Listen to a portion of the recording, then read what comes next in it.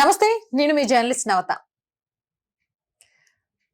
జనవరి 22, 2024 చరిత్రలతో సువర్ణాక్షరాలతో లిఖించబడుతోంది.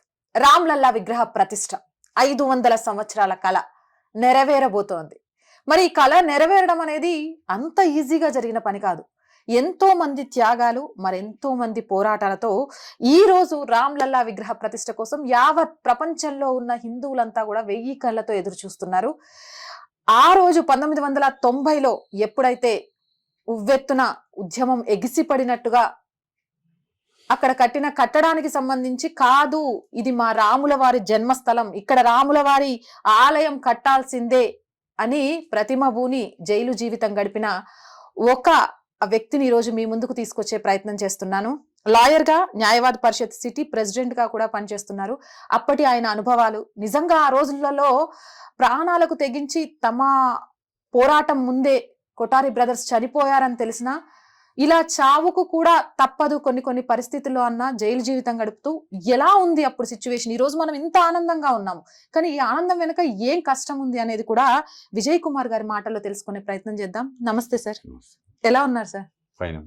First మా అందరి తరపున కూడా మీకు ధన్యవాదాలు సార్. ఆ రోజు మీ అందరి పోరాటమే ఈ రోజు 22వ తారీఖు విగ్రహ ప్రతిష్ఠ జరగబోతోంది. ఫస్ట్ మీరు ఎప్పుడు ఈ ఉద్యమంలో పాలు పంచుకున్నారు? అంటే అయోధ్యకు సంబంధించి 1990లో జరిగినటువంటి ఉద్యమ క్రమంలో మొదటి బ్యాచ్గా ఇక్కడ హైదరాబాద్ నుంచి మేము బయలుదేరడం జరిగింది. ఫస్ట్ బ్యాచ్లో పోయినప్పుడు మమ్మల్ని వారణాసిలో ఆపారు. ఓకే. వారణాసి నుంచి అయోధ్యకు ఎటువంటి పరిస్థితిలో పోవాలని చాలా ప్రయత్నం చేస్తే, ఈ రోజు ఉన్నటువంటి పరిస్థితి all roads leads to Ayodhya, కానీ Ayodhya roads were seized at that time. Seized from Varanasi itself. Varanasi నుంచి మొత్తం రోడ్డు, రైలు కూడా ఆ రైట్లన్నీ బంద్ చేశారు, క్లోజ్ చేసేసారు, అన్ని క్యాన్సిల్ చేశారు. సో అయోధ్యకు పోవడానికి అన్ని దారులు కూడా క్లోజ్ చేశారు. మేము ఆ రోజు వారణాసి నుంచి ఒకవేళ అయోధ్యకు పోవాలంటే ఎట్లా పోవాలంటే, వారణాసి నుంచి లక్నోకు సపరేట్ ఒక ట్రైన్ ఉంది. ఆ ట్రైన్ మధ్యలో కనుక ఆపినట్టయితే ఒక 72 కిలోమీటర్స్ నడుచుకుంటూ పోతే అయోధ్యకు చేరుకుంటామని మాకు అక్కడ అందిన సమాచారం. అట్లా వెళ్దామని చెప్పేసి మేము అనుకుని, లేదు అంటే ముందు ట్రైన్ ఎక్కి లక్నో ట్రైన్ ఎక్కేసి మధ్యలో దిగి అటు పోవాలని ఒక ఆలోచన చేశాము. బట్ మేమందరం టికెట్ తీసుకొని కూర్చున్నప్పటికీ కూడా 5 గంటలకు బయలుదేరాల్సిన ట్రైన్ 9 గంటలకు దాన్ని అట్లనే ఆపేసేసేసి ఉన్న మమ్మల్ని అందరినీ కూడా టికెట్ ఉన్నప్పటికీ కూడా దించేసి మమ్మల్ని అందరినీ అరెస్ట్ చేసేసి, ఆ తర్వాత అక్కడ నుంచి వారణాసి నుంచి మమ్మల్ని అక్కడ పోలీస్ హెడ్ క్వార్టర్స్ తీసుకుపోయినారు. పోలీస్ హెడ్ క్వార్టర్స్లో ఆ రోజు ఒక హాఫ్ డే అక్కడ మమ్మల్ని ఉంచారు. ఇందులో ముఖ్యంగా చెప్పాల్సింది ఏంటంటే,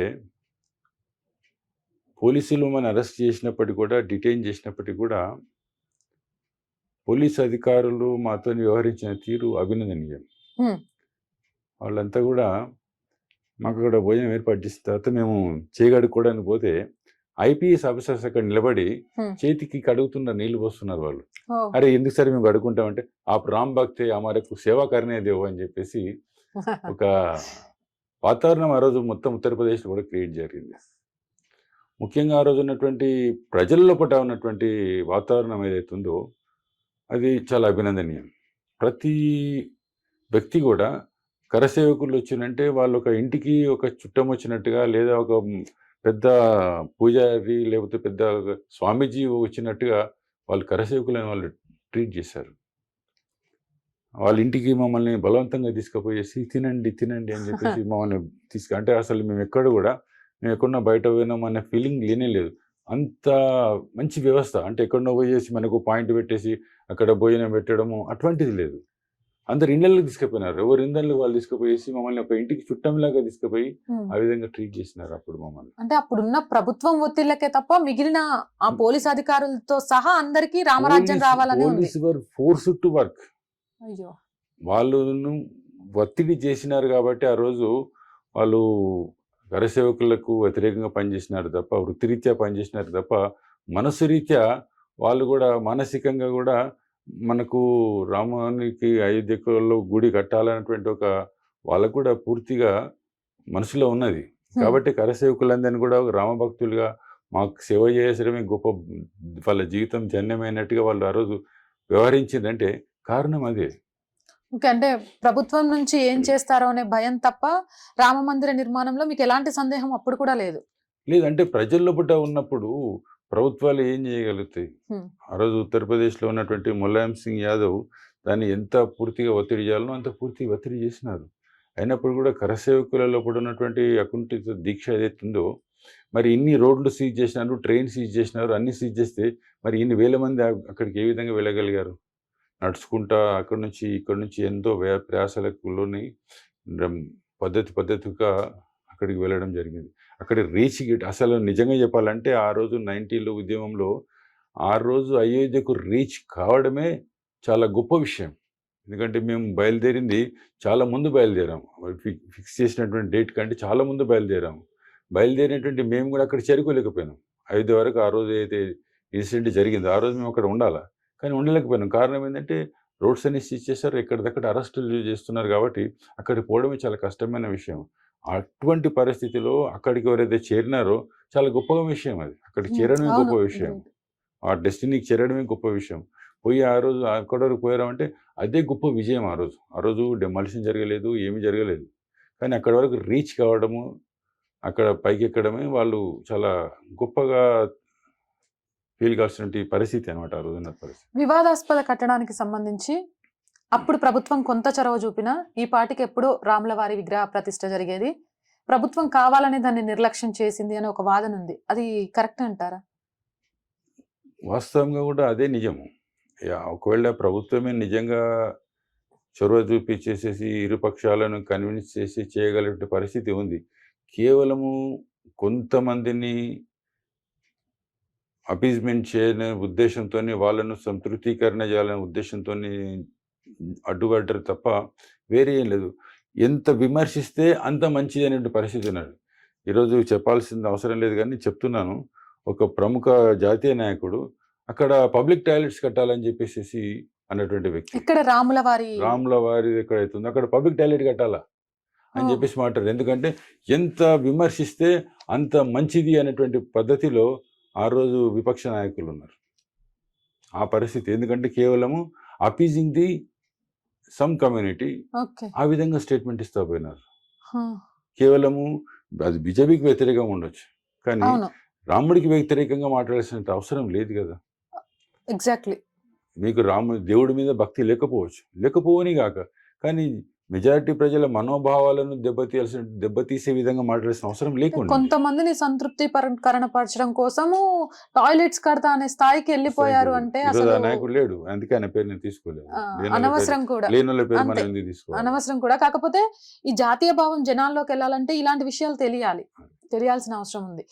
మీరు 1990 అనంటే అప్పటికే అద్వానీ గారి రథయాత్ర ప్రారంభమైంది. ఎలా ఉండేది రథయాత్ర టైంలో? రథయాత్ర దేశం మొత్తంలో కూడా ఒక వాతావరణం వచ్చింది ఆ రోజు. అయోధ్యలో రామాలయం కట్టాలని.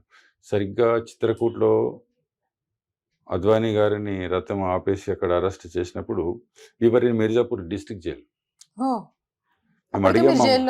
మమ్మల్ని ఏం ఛార్జ్ మీద అరెస్ట్ చేస్తున్నారని కూడా అడిగాము. అంటే no we're not arresting you, we're detaining you అన్నారు అని చెప్పేసి మమ్మల్ని దాదాపుగా ఒక 13 రోజులు మిర్జాపూర్ జిల్లా జైల్లో ఉన్నాం. అంటే చెప్పుకోవాల్సిన విషయం ఏంటంటే అక్కడ ఈవెన్ మిర్జాపూర్ జిల్లా జైల్లో కూడా చుట్టుముట్టున్నటువంటి ప్రజలంతా మాకు ఫ్రూట్స్ తెచ్చేయడము. దాదాపు మేము మిర్జాపూర్ జిల్లా జైల్లో 600 మంది ఉన్నాం. ఆ జైలు వాతావరణం ఎట్లా ఉందంటే అక్కడికి ఉత్తరప్రదేశ్ వాళ్ళని అరెస్ట్ చేసి తెచ్చారు, మధ్యప్రదేశ్ వాళ్ళు ఉన్నారు, తర్వాత కేరళ నుంచి వచ్చిన వాళ్ళు ఉన్నారు, జమ్మూ కాశ్మీర్ నుంచి వచ్చిన వాళ్ళు ఉన్నారు. సో మొత్తం 5 స్టేట్లు వాళ్ళం అక్కడ మేము ఉన్నాం. సో అందరి కూడా ఒకటే ఎయిమ్, కానీ అందరి భోజనాలు ఒకటి కాదు. ఎవరి భోజనాలు వాళ్ళు డిఫరెంట్ ఉంటాయి. కాబట్టి అక్కడ కిచెన్ సపరేట్, ఒక 5 కిచెన్లు అనమాట. ఆంధ్ర నుంచి పోయినటువంటి వాళ్ళకి ఒక కిచెను, కేరళ వాళ్ళది ఒక కిచెను, జమ్మూ కాశ్మీర్ నుంచి, నార్త్ ఇండియన్, మధ్యప్రదేశ్ నుంచి వచ్చిన వాళ్ళది separate kitchens, but wheel together. అసలు భిన్నత్వంలో ఏకత్వం అంటే మాకు జైల్లో కూడా ఆ విధంగా ఒక వాతావరణం క్రియేట్ ఆ రోజు జరిగింది. ఉన్నటువంటి కార్యకర్తలు కూడా ఒకరు ఉన్నారు కాబట్టి ఒక మానసికమైనటువంటి ఆవేదన గురి కాకుండా అక్కడ మేము ఉండగలిగినాం. ఎందుకంటే మనకు జైలు అంటే మనకు తెలియదు. అప్పటికే మీరు లా పూర్తి చేశారా అలా సార్? కంప్లీట్ చేసాము. అప్పటికి 89 మాది ఎన్రోల్మెంట్. ఓకే. మన అరెస్ట్ అయింది 1990 నవంబర్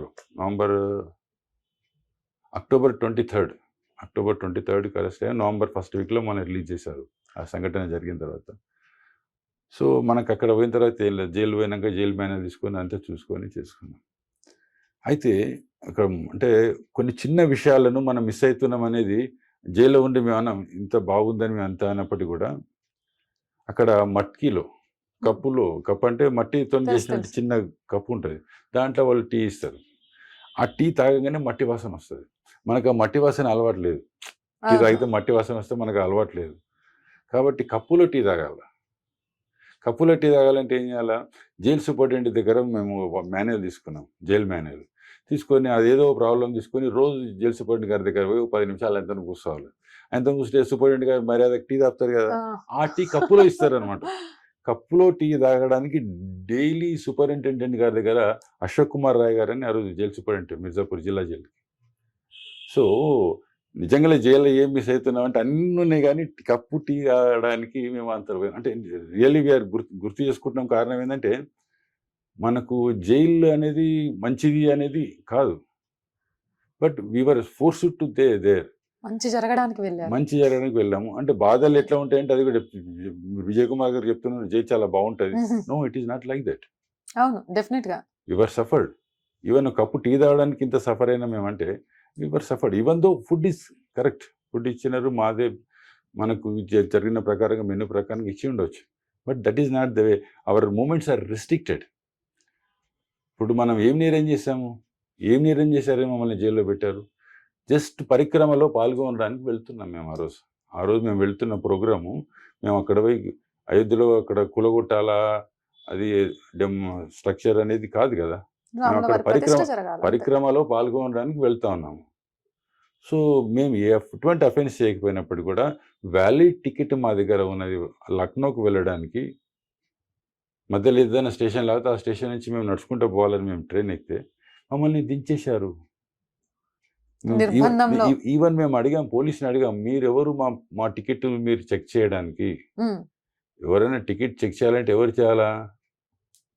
రైల్వే అధికారులు చేయాలి.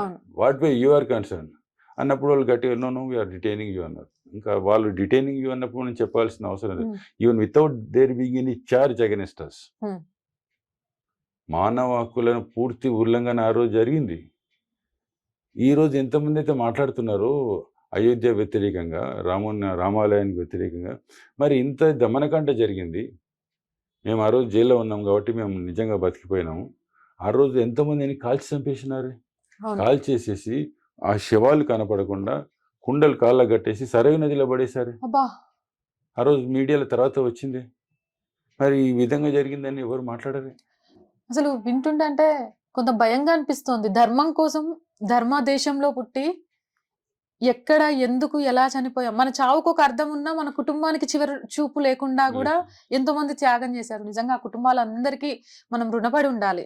అది సార్ కొఠారి బ్రదర్స్ బాగా మిగిలిపోయారు. వాళ్ళ పేరెంట్స్ మాట్లాడిన వ్యాఖ్యలు కూడా ఒకసారి మనం ఇక్కడ మాట్లాడుకోవాలి, దాని గురించి చెప్తారా?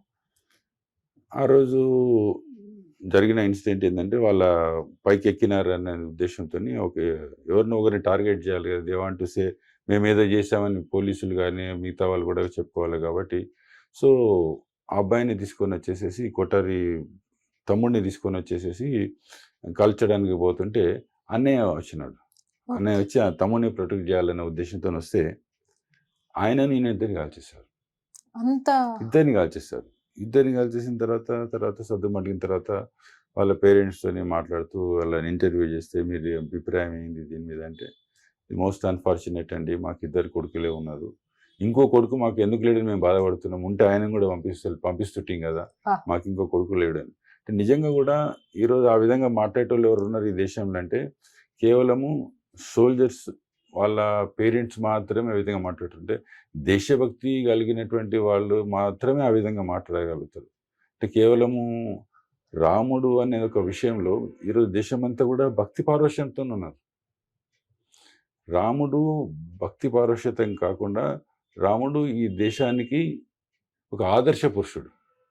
అవును. ఈ ఆదర్శ పురుషునిలో భారతదేశానికి సంబంధించిందే ఆయన ఆ రోజు కూడా కోరుకున్నాడు. ఈవెన్ రాముడు ఆ రోజు ఏమన్నాడు? లంక చాలా బాగున్నది అని అన్నయ్య ఇక్కడే ఇక్కడనే ఉందాం. ఉందాం, ఇక్కడనే చేసుకుందాం అంటే జనని జన్మభూమిస్య స్వర్గాదపి స్వర్గాదపి గరీయసి. గరీయతే. ఈ దేశం నాది, నా దేశానికి నేను పోవాలనేటువంటి ఒక దేశభక్తియుతంగా ఆ రోజు రాముడు మాట్లాడాడు. ఆ దేశభక్తి కూడా ఈరోజు రామభక్తుల్లో కూడా ఉన్నది. అవును. ఈరోజు రామభక్తుల్లో కూడా ఉన్నది ఏంటంటే దేశభక్తి ఉంది. రాముడు ఈ దేశానికి ఒక అవినాభావమైనటువంటి వ్యక్తి. రాముణ్ణి, భారతదేశాన్ని మనం వేరుగా చూడడానికి వీల్లేదు. That is most unfortunate. Some people are not able to understand. అర్థం కావట్లేదు. కానీ ఈ సందర్భంగా మనందరం గూడా కొఠారి బ్రదర్స్ వాళ్ళ తల్లిదండ్రులకు మనస్ఫూర్తిగా అంటే ధన్యవాదాలు చెప్పాలి. వాళ్ళని ఒక ఇన్స్‌పిరేషన్‌గా తీసుకోవాలి. నాకు ఇప్పుడు అదే సార్ మీరు చెప్పిన తర్వాత ఒక ఆలోచన వచ్చింది. అప్పుడు ఎలాంటి వసతులు లేవు. ఎక్కడికక్కడికి నిర్బంధం. ఎక్కడికక్కడికి ఏం చేస్తారో తెలీదు. అక్కడికెళ్ళిన వాళ్ళు తిరిగి ప్రాణంతో వస్తారా రారా తెలీదు. ఒకవేళ ప్రాణం పోయినా చివరి చూపు చూసుకుంటామా లేదా అని తెలీదు. ఈ అల్లర్లు, ఈ చావులు, ఈ హత్యలు ఎవ్వరికీ కనబడలేదు. కానీ ఒక వివాదాస్పద కట్టడం కూల్చేశారు. ఎవరికో అన్యాయం చేశారని ఈ రోజుకు కూడా మాట్లాడే వాళ్ళను దేశ భక్తులుగా చూడాలా? దేశ ద్రోహులుగా చూడాలా? లేకపోతే మతంతోటి అందలం ఎక్కి కూర్చోవాలి అనుకునే వీళ్ళ ఆలోచనలు రేపు దేశానికి ఎలాంటి ప్రమాదకరంగా మారబోతున్నాయి అనుకుంటున్నారు? మీరు చెప్పినారు కాబట్టి ఒకటి చెప్తున్నా. ఈ కమ్యూనికేషన్ ఆ రోజు లేదంటే 1990లో సెల్ ఫోన్లు లేవు. హా! మేము ఇంట్లో చెప్పేసి పోతే మళ్ళీ మేము ఇంటికి కమ్యూనికేషన్ లేదు మాకు. మేము జైల్లో ఉన్నప్పుడు కూడా మాకు సెల్ ఫోన్ లేదు. మాట్లాడడానికి ఇళ్ళల్లో కూడా మాకు అప్పుడు ల్యాండ్‌లైన్స్ కూడా సరిగ్గా లేవు అప్పుడు. ఆ పరిస్థితిలో అసలు నో కమ్యూనికేషన్ బిట్వీన్ అస్. అసలు మా వాళ్ళు ఉన్నారా పోయినరా అనేది కూడా వాళ్ళకి కూడా తెలియదు. మేము జైల్లో ఉన్నాం కాబట్టి. ఆ పరిస్థితిలో పని చేస్తున్నాము. మరి కరసేవకులు పోయి వచ్చే వాళ్ళను ట్రైన్‌లో కాల్చి చంపేసినారు. హ్మ్.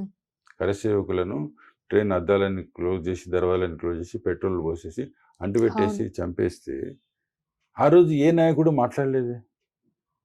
కరసేవకులను కాల్చి చంపితే మాట్లాడలేదే. ఈరోజు కొంతమంది స్వామీజీలు కూడా మాట్లాడుతున్నారు. వాళ్ళకు అనుకూలంగా మాట్లాడుతున్నారు. ఇంకా కంప్లీట్ కాలేదనో, లేకపోతే ఆ ప్లేస్‌లో కట్టలేదనో, ఈ ప్లేస్‌లో కట్టలేదు. మీకు రాముడి మీద భక్తి లేదు. అయోధ్య గురించి మీకు ప్రతిసారి కూడా అనుకూలంగా లేరు. ఈరోజు అక్కడేమో జరిగితే అది ఆ ప్లేస్‌లో కడతలేరని, ఇంకో ప్లేస్‌లో కడతలేరని దీన్ని కాంట్రోవర్షియల్ చేయడానికి ప్రయత్నం చేయడం తప్ప వాస్తవాలను ఇప్పుడు కూడా వాళ్ళు అర్థం చేసుకోలేకపోతున్నారు. మళ్ళీ మాట్లాడితే మేము సెక్యులర్‌లో మెజారిటీ ఆఫ్ ప్రజలు సెక్యులర్‌లో పార్ట్ కాదా? అంటే అసలు సెక్యులర్ అంటే ఏంటి? అర్థాన్నే దా మార్చేస్తున్నారు. దాన్ని సెక్యులర్ అంటే అపీజ్‌మెంటే సెక్యులరిజం అనేటువంటి ఒక డెఫినిషన్ ఈరోజు వాళ్ళు ఇస్తా ఉన్నారు. హ్మ్.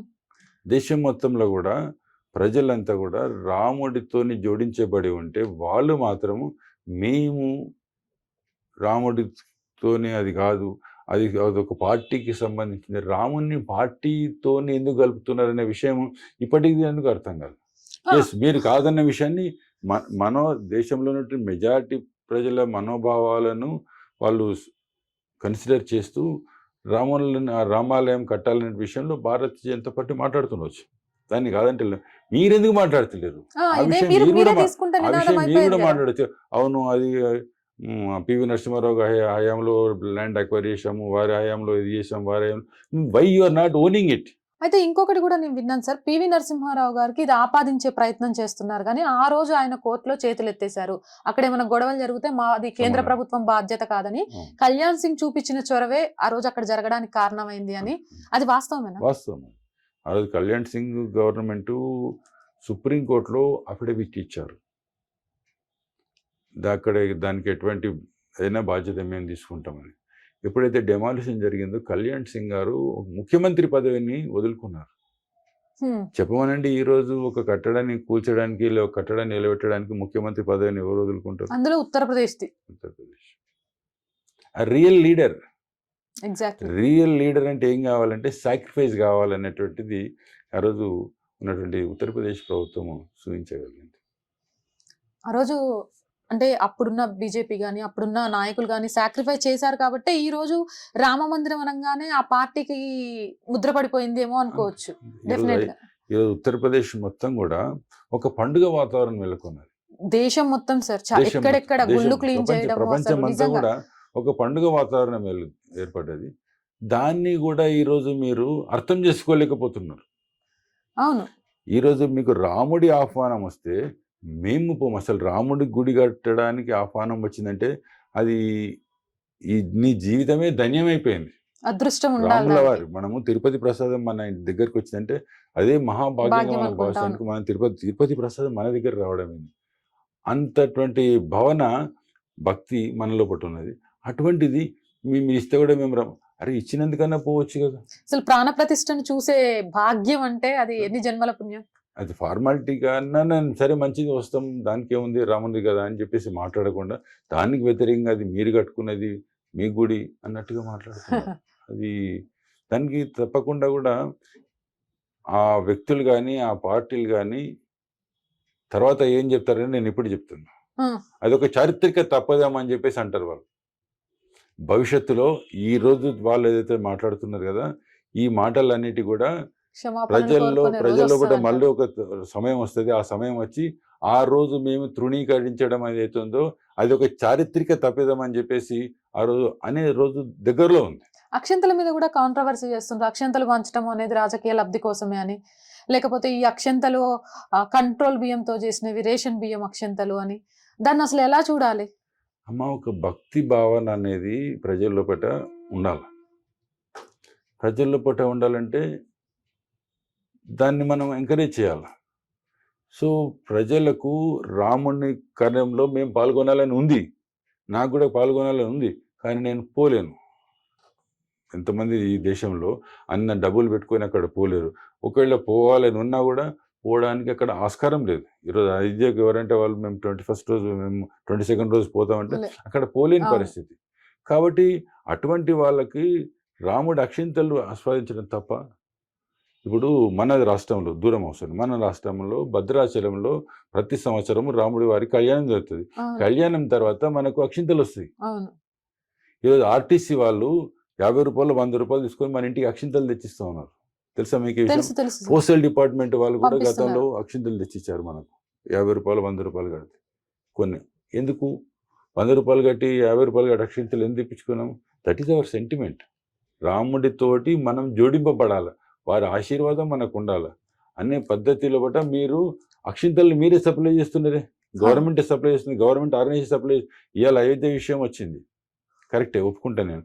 మరి గత సంవత్సరాల నుంచి అక్షింతలు మరి ఎందుకు అక్కడి నుంచి ఇక్కడ వస్తున్నాయి? భద్రాచలంకి ప్రతి సంవత్సరము ఇక్కడ నుంచి అక్షింతలు ఎందుకు తీసుకుపోతారు? ఎవరు? ప్రభుత్వమే తీసుకుపోతుంది కదా. అవును. జలగం వెంగళరావు ముఖ్యమంత్రి ఉన్నప్పుడు కూడా ఆయన కూడా తీసుకుపోయినాడు కదా. కాంగ్రెస్ గవర్నమెంట్ ఉన్నప్పుడు కూడా అక్షింతలు తీసుకుపోయినారు కదా. అది ఆనవాయితీ కదా. నేను ముఖ్యమంత్రి అయినా నేను ఎందుకు పోతా రాముని దానికి అని అనలేదే. కానీ కేసీఆర్ అన్నాడు కదా. అన్నదానికి దాన్ని ఉంటుంది కదా. ఇప్పుడు అయోధ్యలో రామాలయం కట్టడము లేదా ఇక్కడ కేసీఆర్ గారు కట్టేయడము టోటలీ డిఫరెంట్. చాలా టోటలీ డిఫరెంట్. ఎందుకు? ఇక్కడ కట్టించిన గుడి రాష్ట్ర ప్రభుత్వ ఖజానా నుంచి కట్టించినటువంటి గుడి. అక్కడ నుంచి వచ్చే ఇన్కము మంచిగా వస్తుంది అనే ఉద్దేశం ఉండొచ్చు, లేదా ఎండోమెంట్కి వచ్చేటువంటి ఆదాయం మళ్ళీ ప్రభుత్వం నడపడానికే పనికొస్తుంది. కానీ అయోధ్యలో రామాలయం భక్తుల చేత కట్టించబడింది.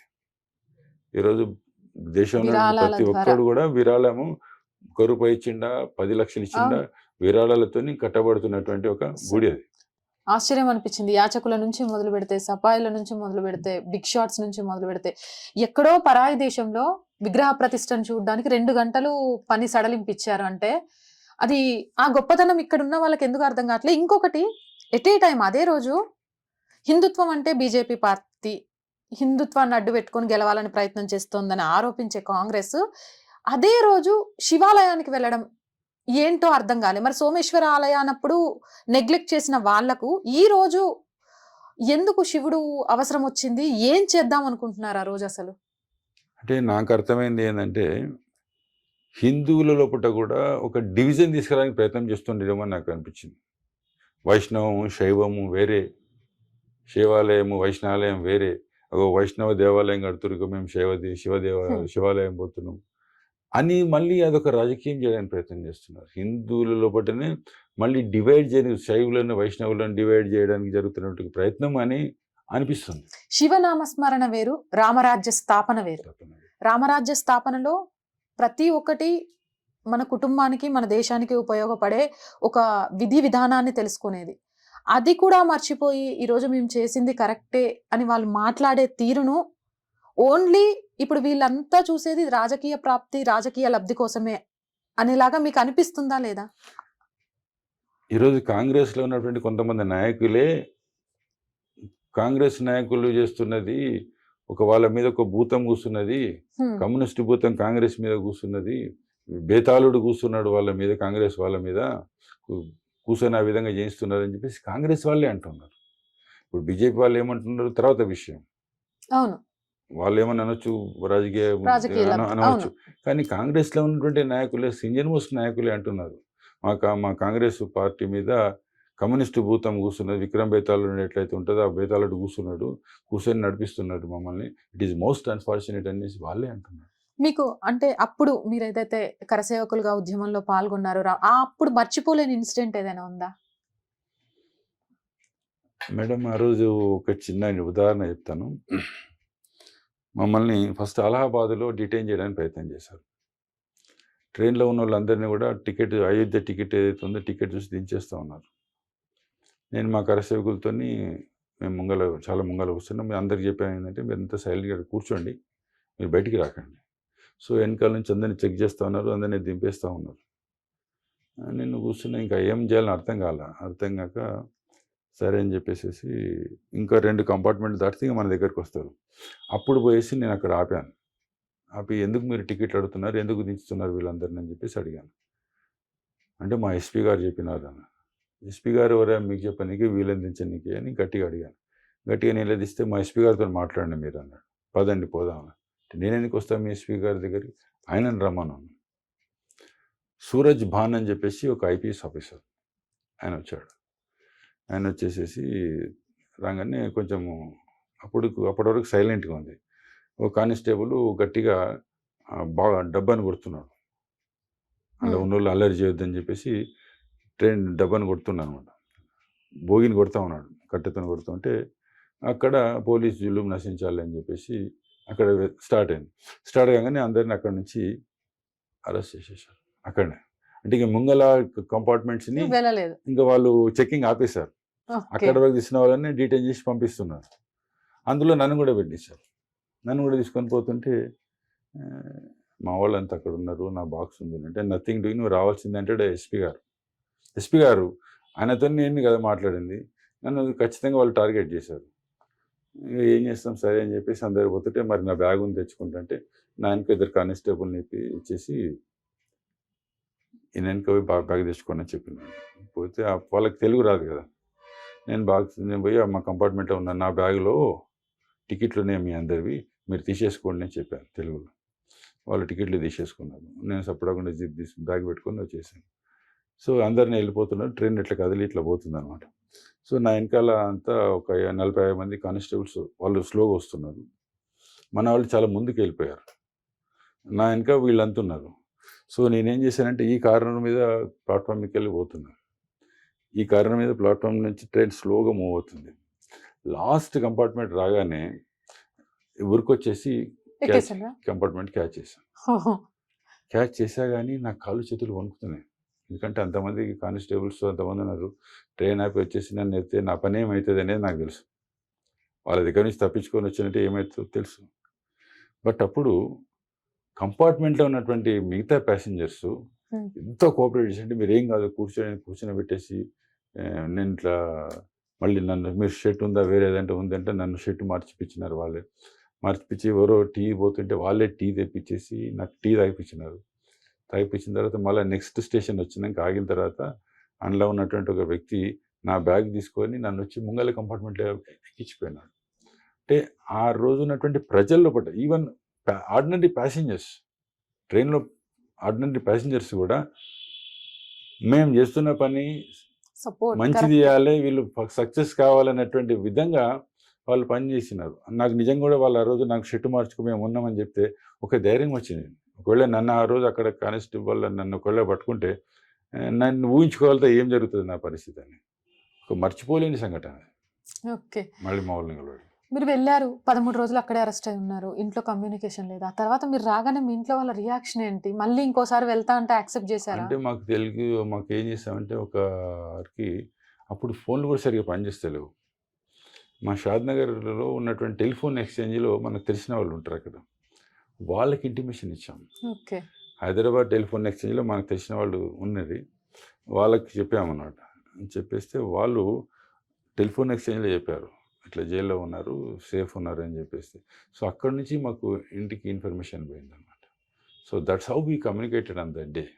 ఇంట్లో వాళ్ళు మీరొచ్చిన తర్వాత అంటే వాళ్ళ రియాక్షన్ ఏంటి? అంటే ఒకటి మేడం, మా ఫాదర్‌కి నేను చెప్పలేకపోతున్నాను. ఓకే. అమ్మకి చెప్పాను. ఫాదర్ చెప్తే వద్దన్నాడు. అప్పటికే నాకు మ్యారేజ్ ఫిక్స్ అయిపోయింది. ఎంగేజ్‌మెంట్ కూడా అయిపోయింది. ఇంకా నేను ఎవరికీ చెప్పలే. మా వుడ్ బీకి కూడా చెప్పలేదు. మా ఇంట్లో మా ఫాదర్ కూడా చెప్పలేదు. ఫాదర్ చెప్తే వద్దంటాడు. వద్దన్నాక పోతే బాగుండదు కదా అవును. అని అమ్మకి చెప్పేసేసి వెళ్ళిపోయాను. తర్వాత తెలిసింది అది వేరే విషయం. ఇంకా ఆయన సరే వాడు ఇంకా వద్దన్నా ఆగడు అనే విషయంలో ఫాదర్ కూడా తర్వాత ఏమనలే. మీ వైఫ్ కానివ్వండి, మిగిలిన వాళ్ళు కానివ్వండి, ఆ తర్వాత ఉద్యమ టైంలో మీకెలా సపోర్ట్‌గా ఉండారు? మీకనే కాదు, కరసేవకులందరికీ వాళ్ళ కుటుంబం ఎలా సపోర్ట్‌గా ఉండేది? కరిసేవకులు ఇంచుమించుగా అందరూ కూడా వాళ్ళ ఫ్యామిలీస్ కోఆపరేట్ చేశారు. మేము కరసేవకు పోయే కంటే ముందు కూడా ఒక రామజ్యోతి అనేది ఒక జ్యోతి తీసుకొని ఇల్లు తిరిగేసేసి వాళ్ళందరూ కూడా మనకు కంకణం కట్టడం. ఓహ్! ఏ ఇంటికి పోతే ఆ ఇంటికి వాళ్ళు మనకు హారతి ఇచ్చేసేసి మీరు మళ్ళీ విజయంతో తిరిగి రావాలని చెప్పేసి వాళ్ళు మాకు చేతికి కంకణం కట్టడం. ఆ విధంగా అంటే ఆ రోజున్నటువంటి పరిస్థితుల్లో ప్రజలను కూడా ఇన్వాల్వ్ చేయడం. అంటే కేవలము మనం పోవడమే కాదు, ప్రజలను అందులో ఇన్వాల్వ్ చేయడం, ప్రజలను భాగస్వామ్యం చేయడం కూడా ఇట్ వాజ్ ఈక్వల్లీ ఇంపార్టెంట్.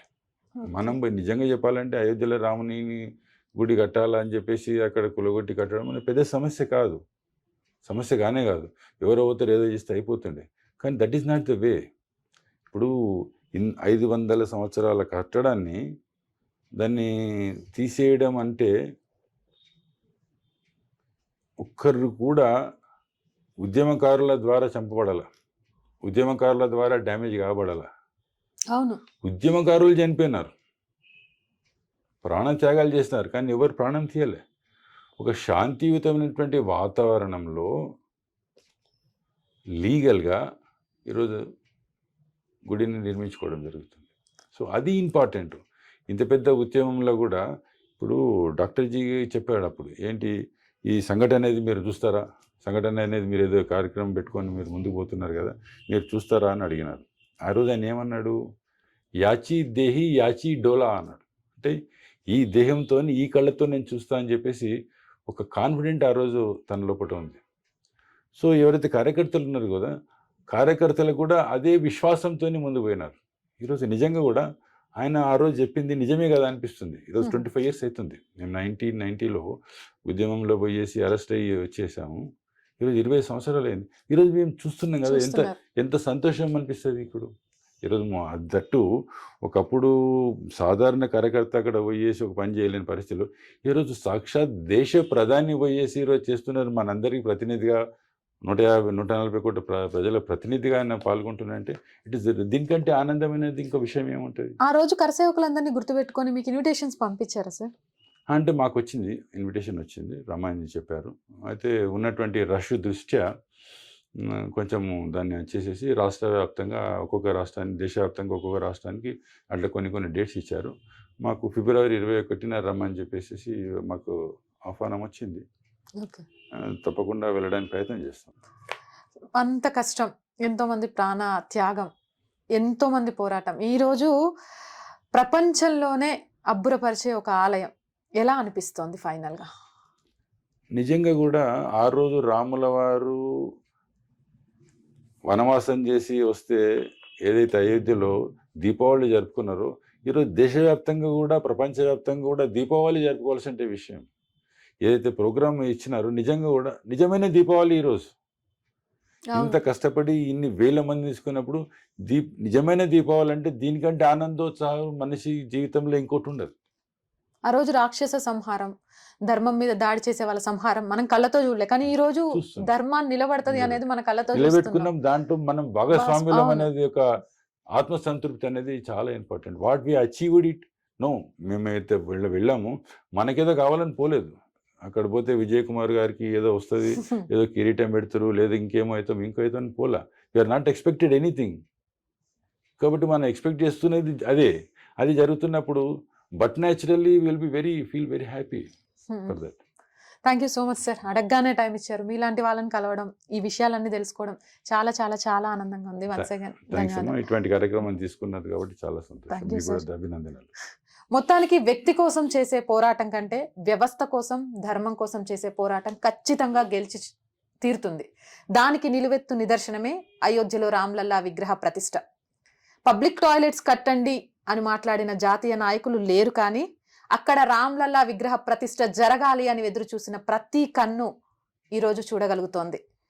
ఇక ఆ క్షణంలో ప్రాణాలను అర్పించిన ఎంతో మంది వీరుల కుటుంబాలు ఈరోజు గర్వంగా నాకు ఇంకొక కొడుకుంటే, నాకు ఇంకొక బిడ్డుంటే ఆ గుడికే నేను అంకితం చేసేవాళ్ళను అని మాట్లాడుతున్నారు. అంటే దేశం మీద ప్రేమ, ధర్మం మీద ప్రేమ భారతదేశంలో పుట్టిన వాళ్లకు ఖచ్చితంగా ఉంటుందని మరొక్కసారి రుజువైంది. 22వ తారీఖు మనందరం కూడా రామ్లల్లా విగ్రహ ప్రతిష్ట కోసం 1000 కళ్ళతో ఎదురు చూద్దాం. అలాగే దాంతోపాటు మర్చిపోకుండా ప్రతి ఒక్కరు మీ ఇంట్లో రాముల వారికి సంబంధించి మంత్ర జపం చేయండి. అలాగే రాముల వారికి సంబంధించి పూజా కార్యక్రమాలతో పాటు 5 దీపాలను వెలిగించండి. నిజంగా ధర్మం గెలిచిన రోజు యావత్ ప్రపంచం మొత్తం వెలుగులు చూడాలి. ఆ వెలుగులు మన ఇంట్లో కూడా మొదలవ్వాలి. ఇలాంటి మరొక మంచి ఇంటర్వ్యూతో మీ ముందుంటాను. నమస్కారం.